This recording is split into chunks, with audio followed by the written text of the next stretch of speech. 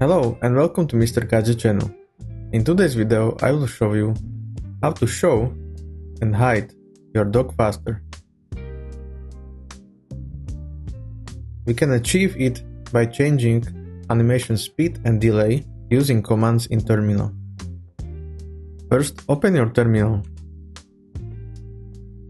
and copy first command from description. This will remove delay in dock. Now copy second command from description.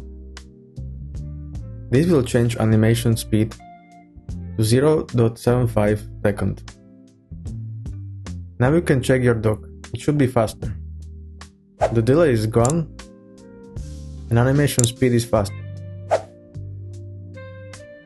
If you want to make animation even faster or slower, just change the float number in second command.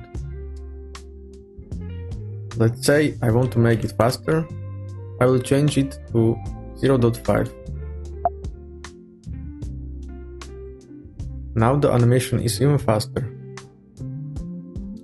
To restore delay to default, use third command.